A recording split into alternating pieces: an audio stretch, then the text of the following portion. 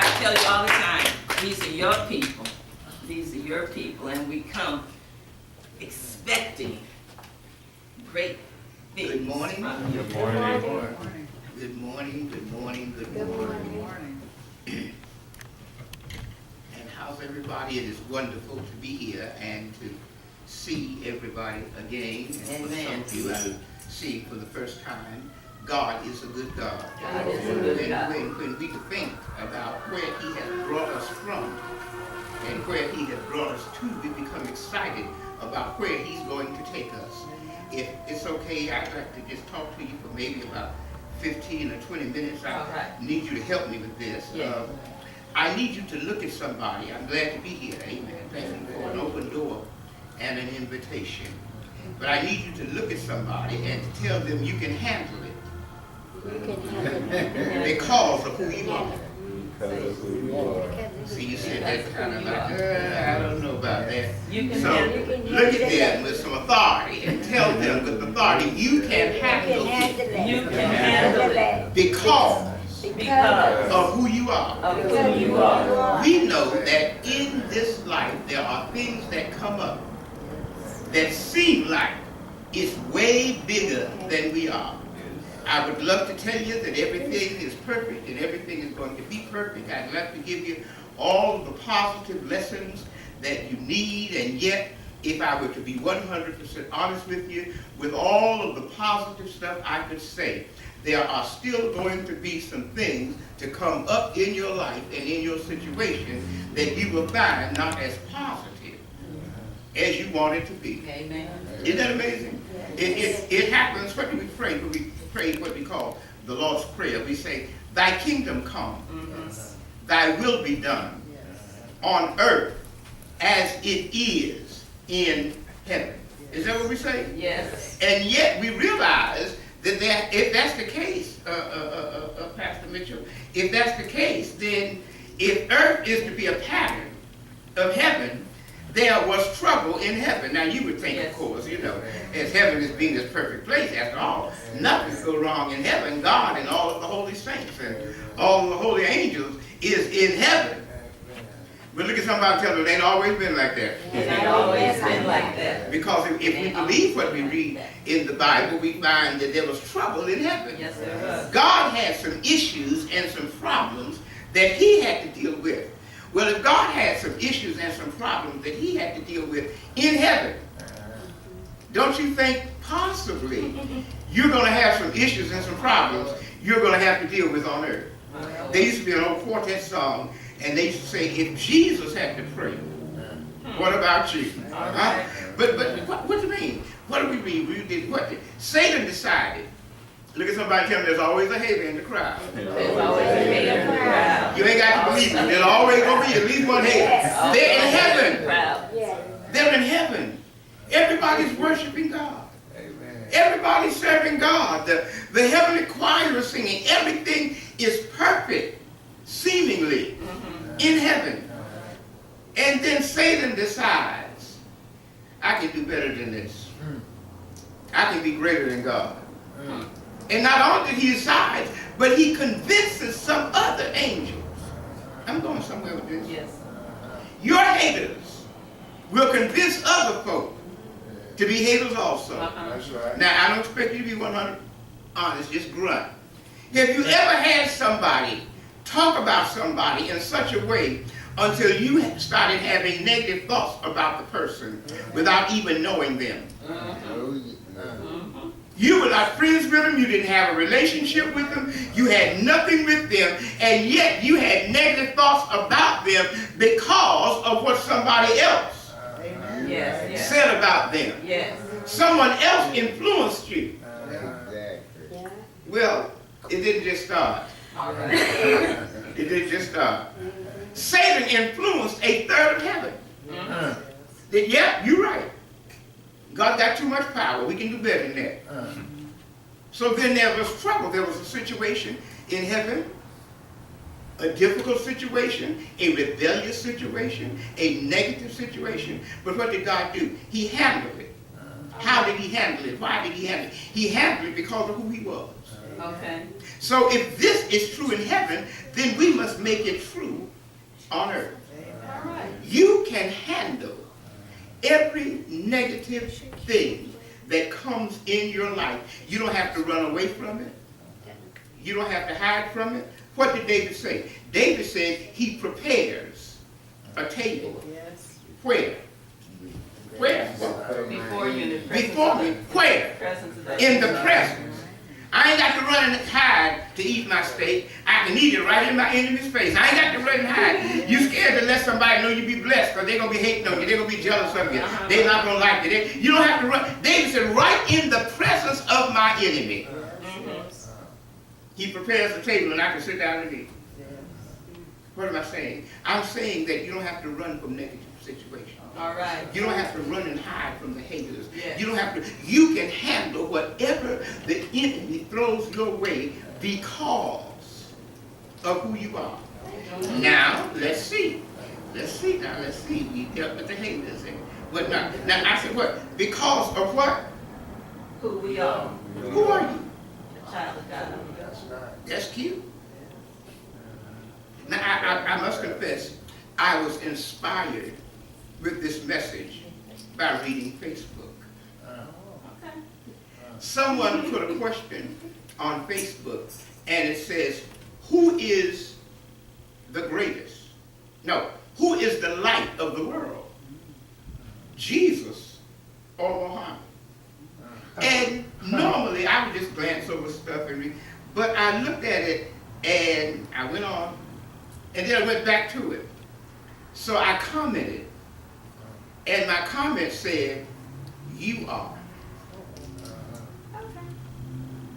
I got a couple of feedbacks from it. It wasn't so good. But who are you? As you say, a child of God, and saying that you are a child of God, that's cute. But who are you? Let's see. 54 different elements make up the human body. From carbon all the way to radium. Gold and silver and platinum. All of these elements that make up the human body, if they take and, what's the word I want to use? Melt it down or break it down to its least proportion, is that what I want to say? It's worth about $4.50.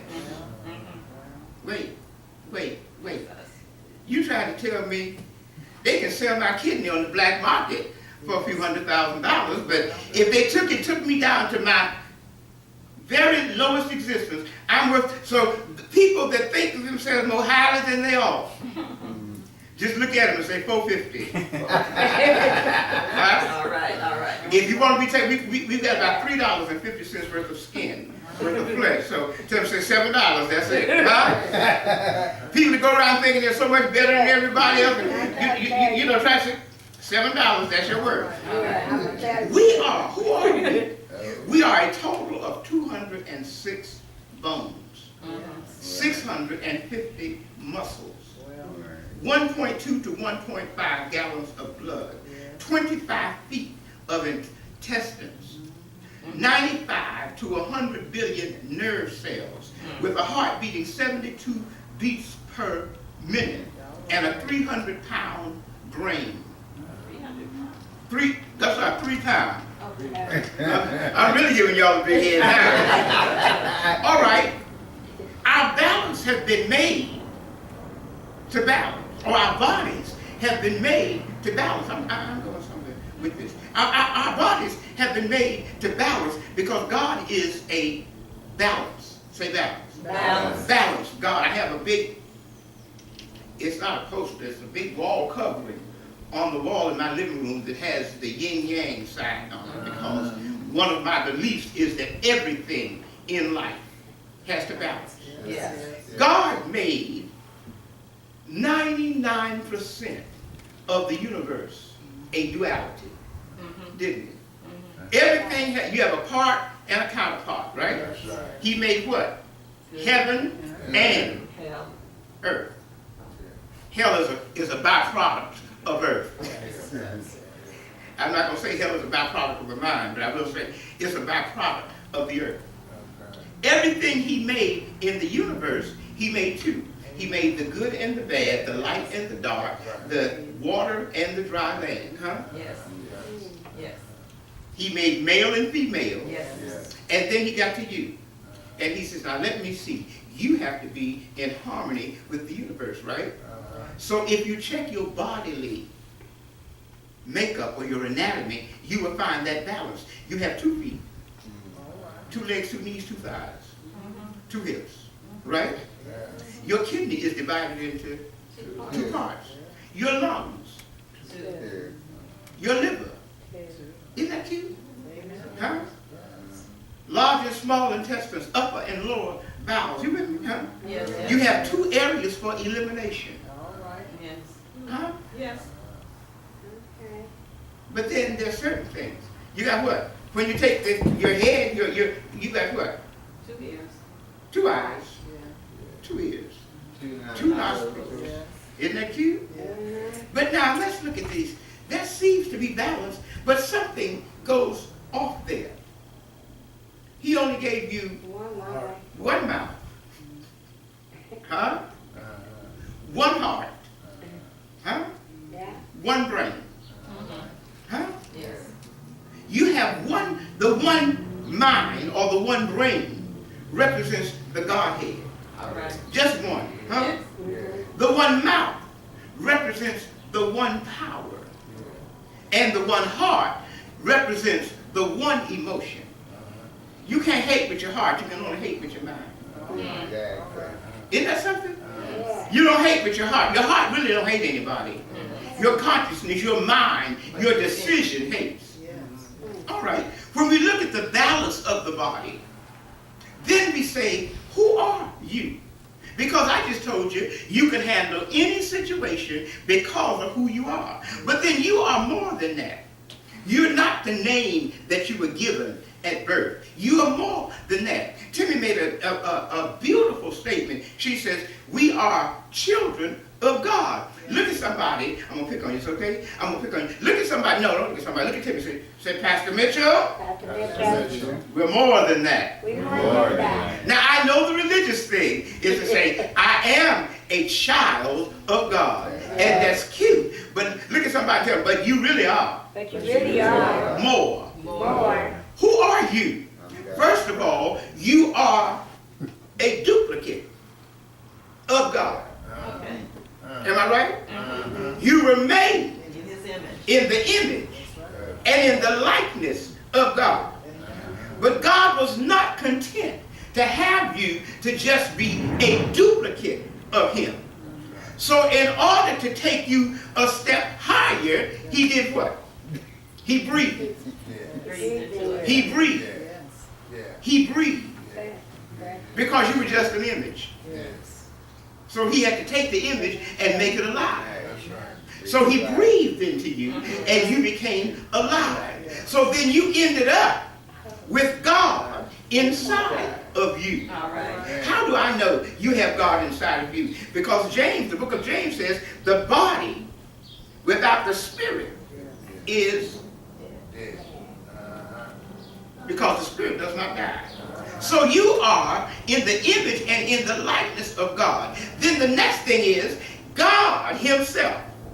If we believe what we read and stuff, God himself, say God himself, God himself became human. human. Is that true? Yes. Is that true? Yes. We said in him, that's in Christ, right? Dwells the what? Fullness of the Godhead bodily. Jesus said, when you look at me, when the disciples said, show us the Father and we'll be satisfied, he said, you mean I've been here all this time and you haven't recognized me? When you look at me, you've seen the Father. So if we accept the fact that God and the Father are one, or that God is the Word incarnate, or that God is actually in Jesus, and Jesus is God, and God is Jesus, then Jesus says to us, I will be where? In you. So now, if you acknowledge, I'm not going to say if you have Christ in you. I probably should, since this is church and we're religious people. You know, I probably should say if you have Christ in you. But I'm not going to say if you have Christ in you. I'm not going to pretend that you're ignorant and play on your intelligence, because everybody has Christ in them. Ain't that a mess? Did I just say everybody? Yes. Everybody. Yes. The sinner has Christ in him. Yes. The church folk got Christ in them. Amen. The robber, the rapist, and the mother, and the murderer have Christ in them. Say, Bishop, how can you say that? Yes, the problem is, the only thing that sets you apart from them is that you recognize We know. that you have. You acknowledge that you have. You accept that you have. I know people that are gifted, but because they don't recognize, everybody else know they're gifted, but they don't recognize that they're gifted. I know people that have knowledge and they're capable of doing things, but they don't recognize it. Someone has to point out to them, do you realize how good you are in this? You know, I just do it. Yeah. It just comes natural. Yeah. But it's because it's in you. So if Christ is in you, you can handle any situation. Why? Because what did Paul say? Let's see what Paul said. Paul says, I can do all things through Christ in me. If you can do all things through Christ in you, when you run up into certain situations that want to make you pull your hair out, want to make you have a nervous breakdown, just remember, I'm more than a child of God. I am God because I've got God in me. And when you recognize the God in you, when you recognize the God qualities, the God power, the God spirit in you, you are able to handle any situation. That's right. Now, I have a problem, and I know some of you are coming up here with me. You're becoming, pioneers. I won't say, it's pioneers. And the closer you get to becoming pioneers, you find yourself worrying about things that when you were younger and adventurous, you didn't worry about. So I find myself worrying about things sometimes, and every now and then I have to remind myself. If I fall short, I know y'all sometimes I fall a little short and, things I want and whatnot. I fall a little short and whatnot, and I don't have enough. And I find myself worrying about, now how am I going to take care of this, or how am I going to get this, or how am I going to do this? And for about 5 minutes I have to worry about it, and then myself have to talk to myself. And say, Self, have you lost your mind? You're the one that says, and our God shall supply all your needs. You're the one to teach that God doesn't have to create anything new. He's already put everything here that you need. Before he made man and put man in the garden, he put everything on the face of the earth that man would ever need. He didn't have to go nowhere off the earth to find what he needed. Every sickness, every disease, God has already provided the medicine for it. Yes. That's right. Amen. Every kind of prosperity, God has already provided the raw materials and the materials for it. So since everything is already here, if you recognize that everything is here and you recognize the God consciousness in you, then you become the magnet to draw what you need to yourself. When you look for it to come from an outside source, then you become what? You become, if I'm one with the universe, guess what? Everything the universe is, I am. And if I am everything that the universe is, then nothing is missing. All right. So if it has not manifested itself in this part of the garden yet, when I recognize who's in me and who I'm in, it'll start growing. Have you ever needed something or wanted something or thought about something or somebody, and then just out of the clear blue here it pops up? Yes.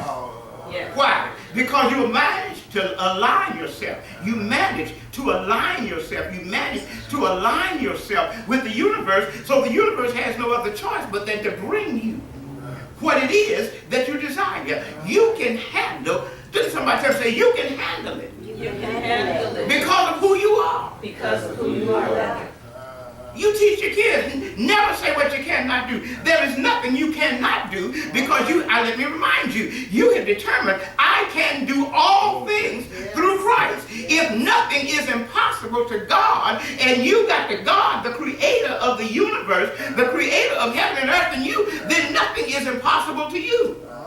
You just have to realize it. Amen. There was a song, once there was a little old ram that thought he could butt a hole in the dam. And anyone knows a ram can't bump a hole in the dam, but he had high hopes. And he goes on to say, oops, there goes a 1,000,000 kilowatt dam. What am I saying? Don't allow the enemy to give you a nervous breakdown. All right. Don't allow the enemy to make you panic and fret and be miserable.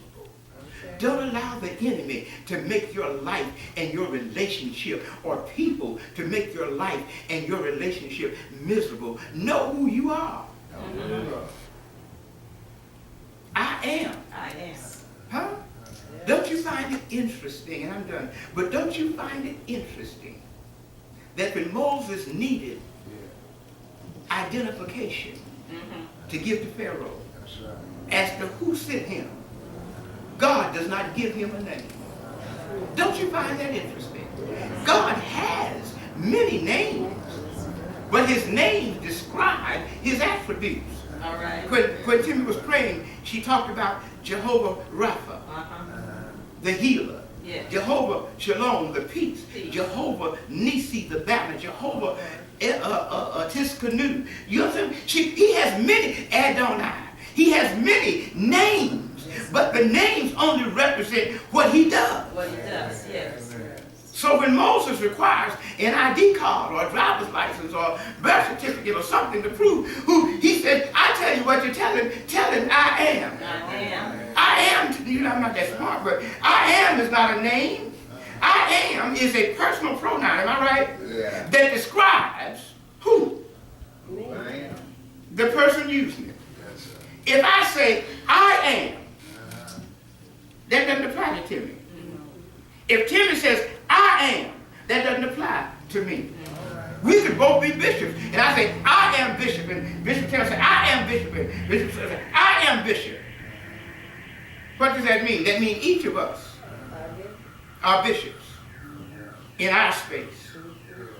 So he says, when you get to Pharaoh, I told you this before, when you get to Pharaoh, Pharaoh is recognized as a god in Egypt.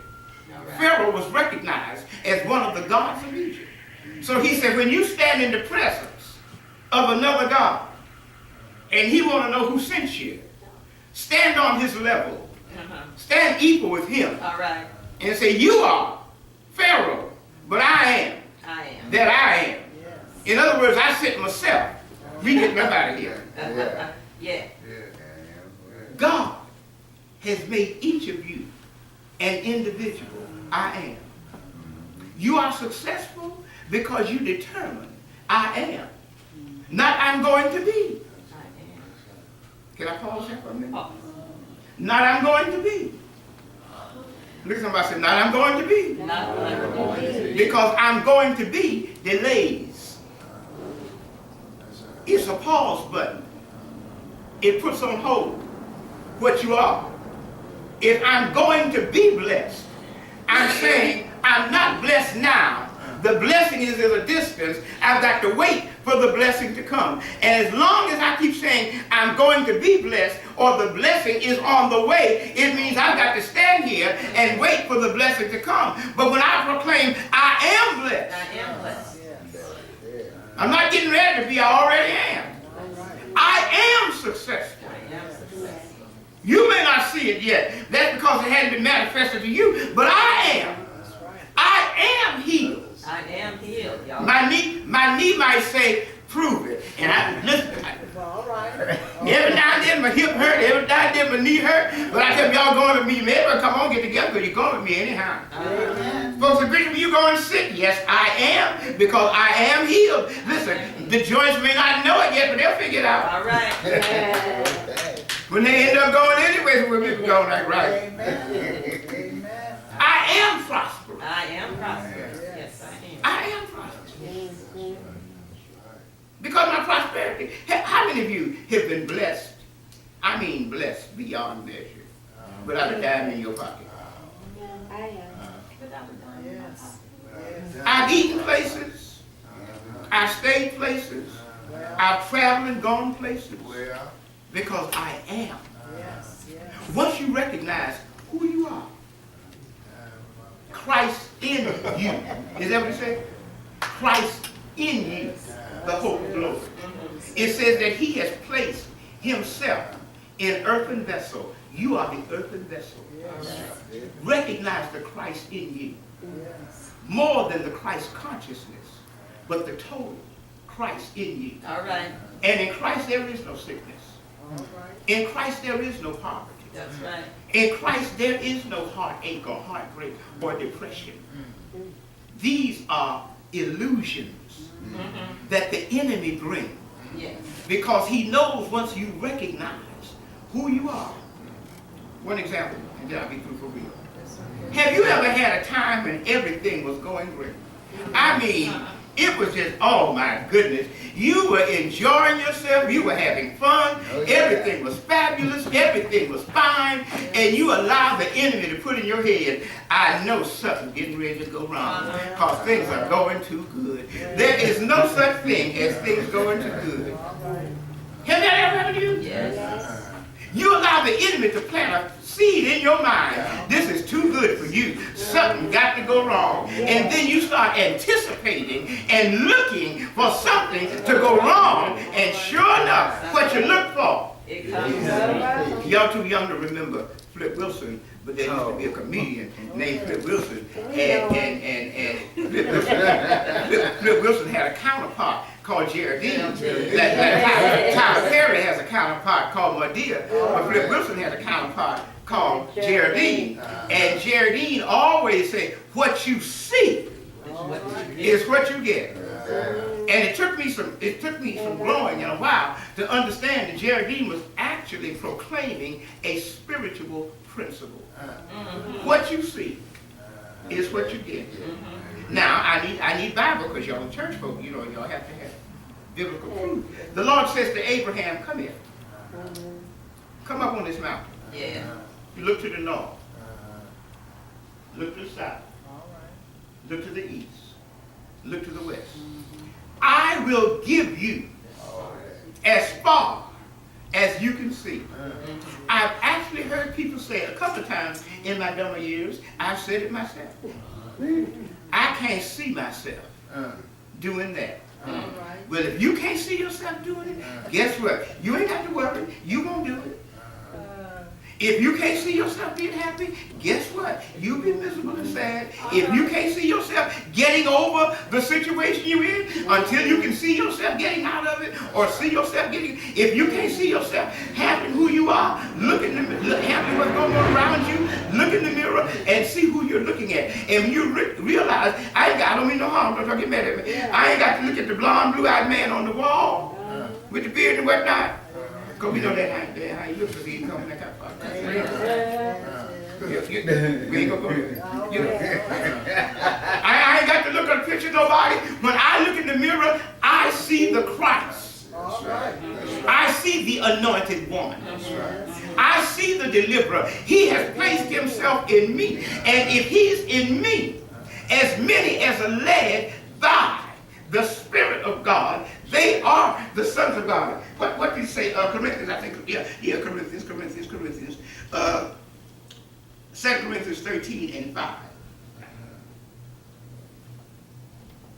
He will dwell in you. 1 Corinthians 3 and 16 says, ye are. Put your hand on somebody, just touch it. And it says, you are the church. The church. Look at me.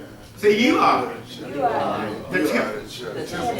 If you believe the Bible, and look at the Bible says, it says, ye are the temple of the living God. Ain't that cute? Do you understand what you just said? Let me see. You were reading. I think you were reading something. Yeah. I'm going to copy one of these two. You were reading, and you said something about the Lord is in his holy temple. Yes. Am I right? Yes. Is that what you said? Well, if you are the temple, if you are the temple, and the Lord is in the temple, then all the earth need to shut up and keep silent. The haters need to keep silent. Poverty needs to keep silent. Sickness needs to keep silent. All right. Depression needs to keep silent. Anxiety needs to keep silent because the Lord is in this temple. So if this temple stands over here, everything you can handle. What do we teach in spiritual enlightenment, in metaphysics? We have a circle, we each have our own space. If you take and stretch your arms out and make a circle, that's your space. Yes, my space. When you interact with other people in their spaces, that's what forms relationships. That's how people are able to read people and whatnot, because they come into their vibration, they come into their space. But once you realize that the Lord is in his holy temple, everywhere you go, the Lord goes. All right. And if the Lord is there, that's how come David could say, yea, though I walk through the valley in the shadow of death, I ain't going to be scared because he's with me. He's with me. One more time and I'm done. Look at somebody one more time. Tell them you can handle every situation because of who you are. Of who you are. Thank you very much. God bless you.